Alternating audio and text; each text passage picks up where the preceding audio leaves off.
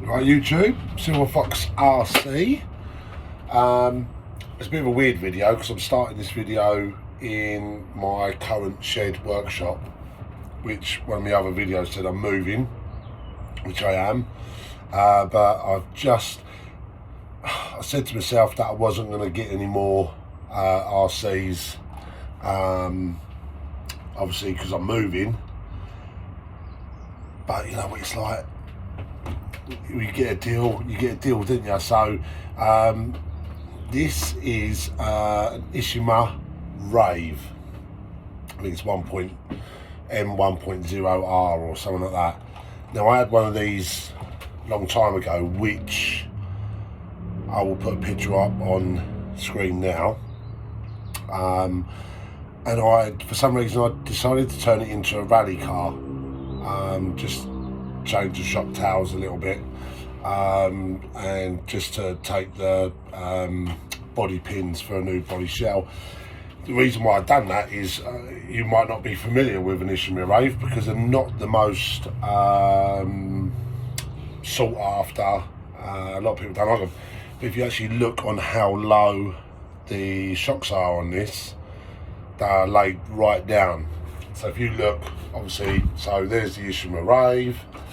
Let's see if I can get the car show MP9 down as well. So you got the car show there, Ishima Rave there. So you can see the difference between the actual shocks. There's so much lower on the Ishima Rave. Now, the reason being, people say, oh, they're not designed for racing, da da da.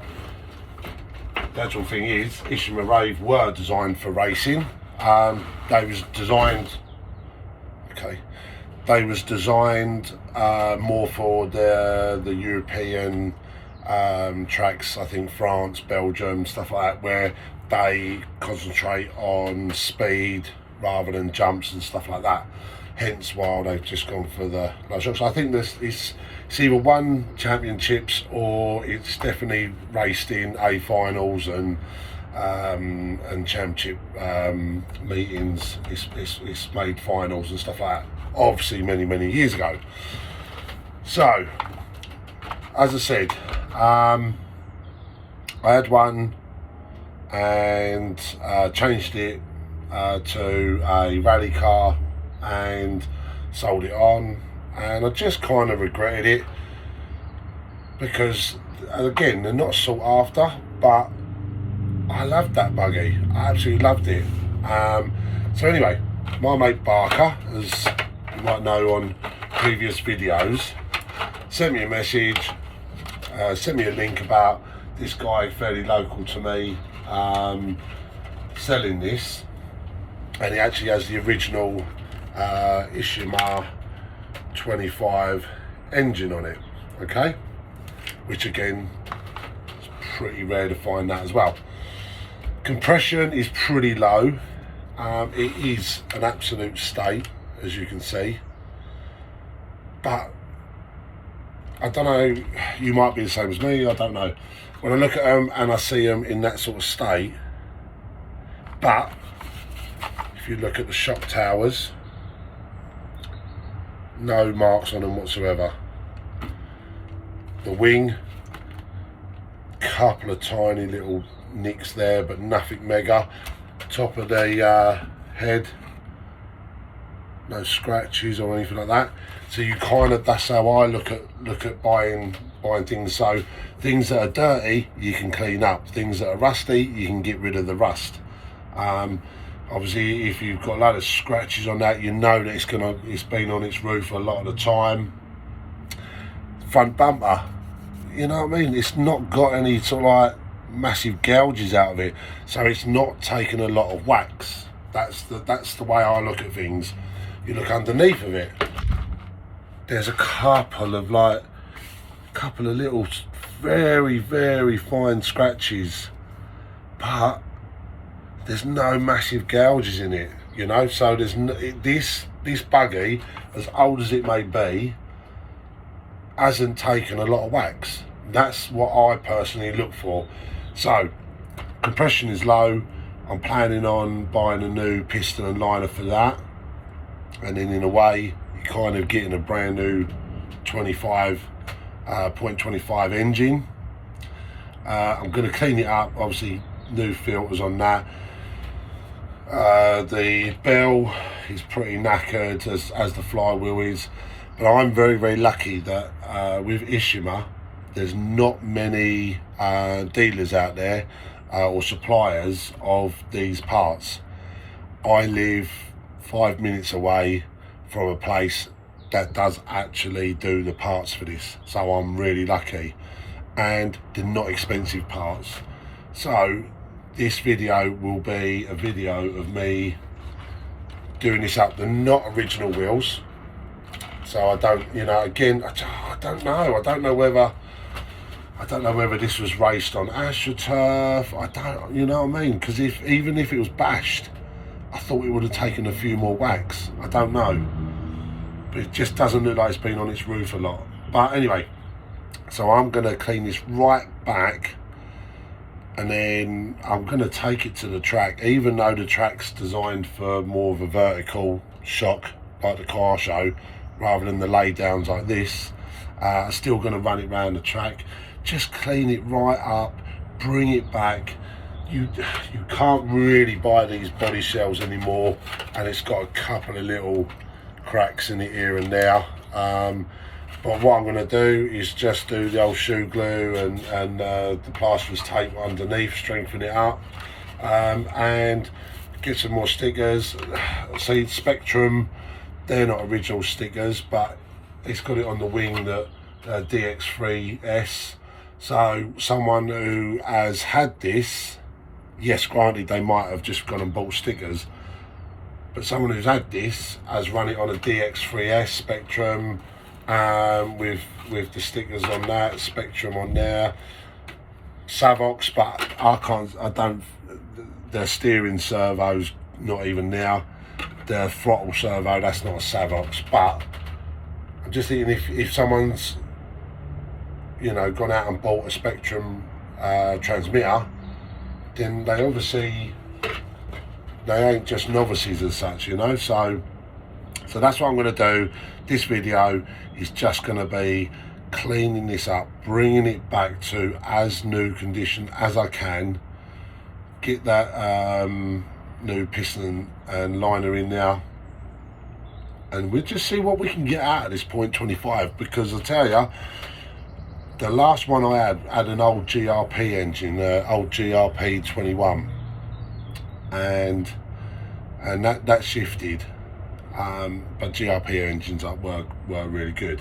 But it'd be interesting to see what this can do. So yeah, that's what it's going to be, guys, on this video. And you're probably going to get me videoing in all sorts of places, because I might not be in a new house by the time I do the rest of the video. So yeah, I might be doing it wherever.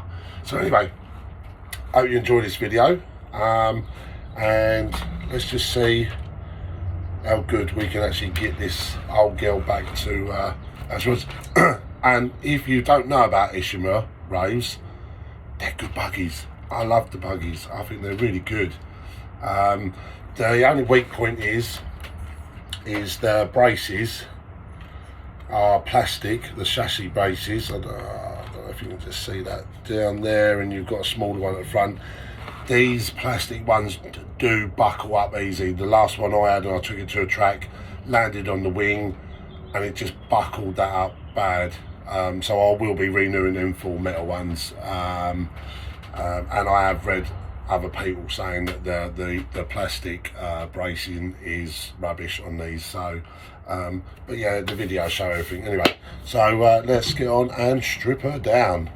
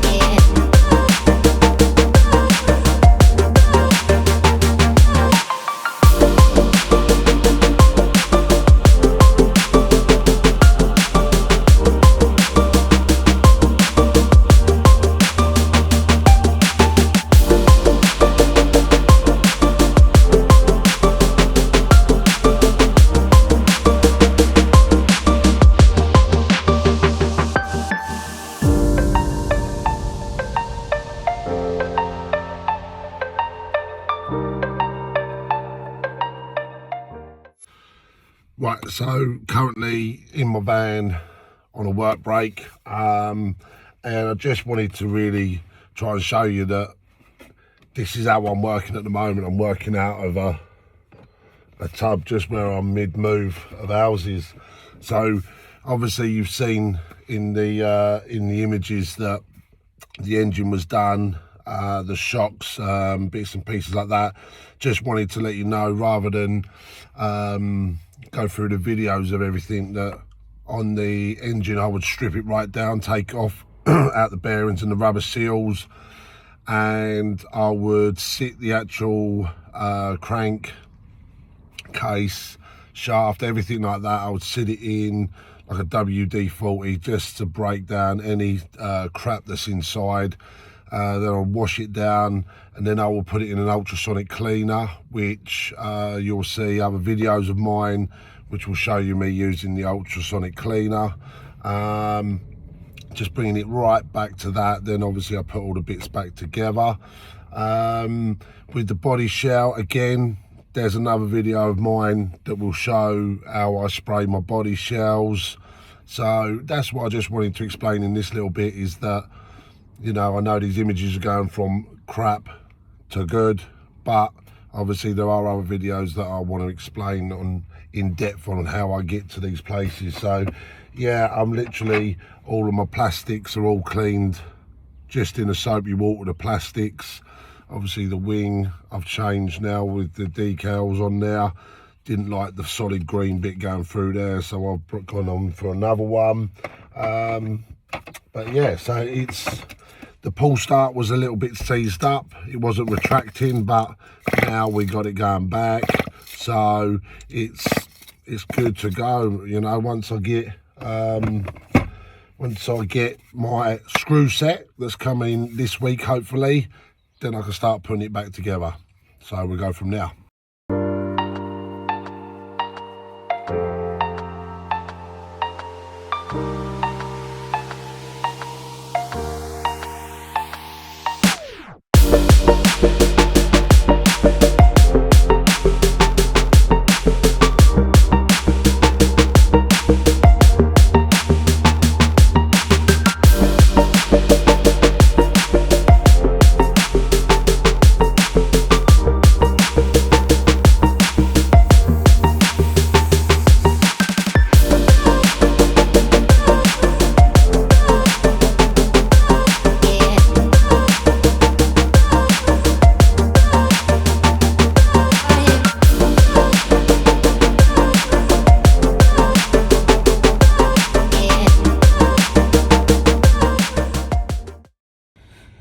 Right, so this is all pretty much back together, just waiting for the servos to turn up.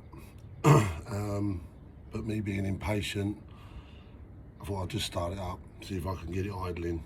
Now I bought the OS 8 plug, and it was dead.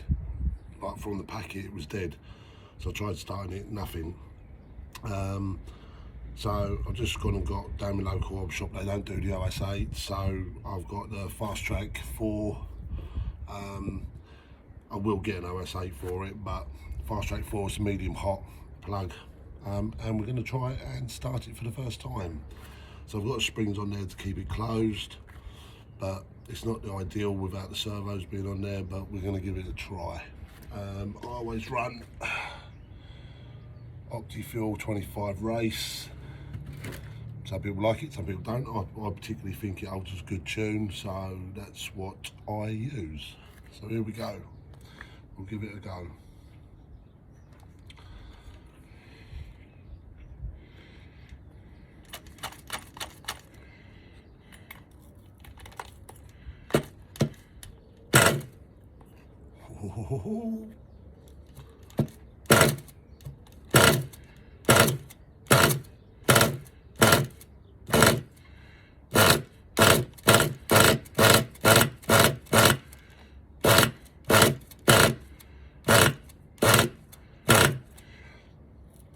So I've gone back to factory settings, but I don't know whether it needs to have a little bit of a lean out or not. I don't know. We will see.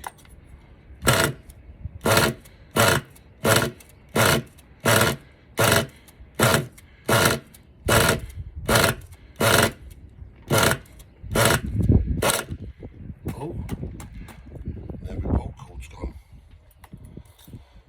We'll sort that out. 2 seconds. Right, I'll sort the pull cord out in a bit. Gone for bump box. We'll see.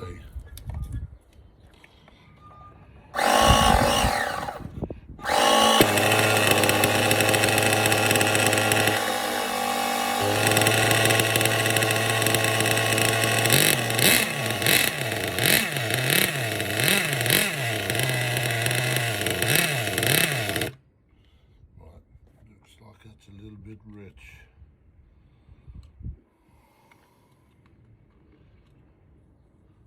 So I'm going to lean her out a little bit.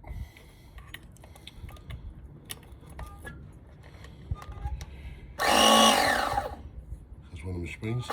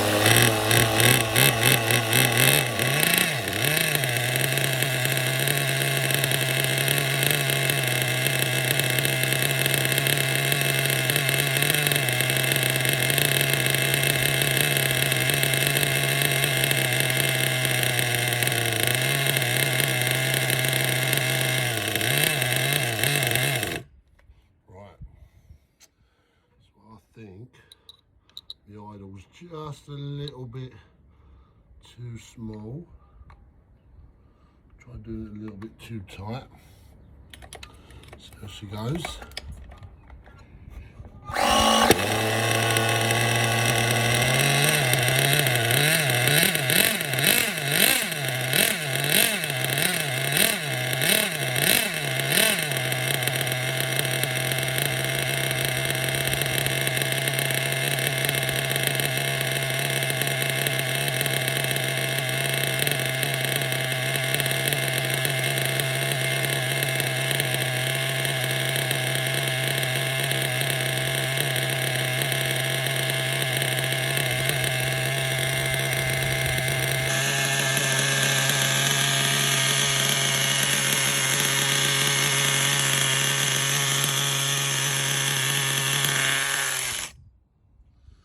So it's done pretty much a tank now.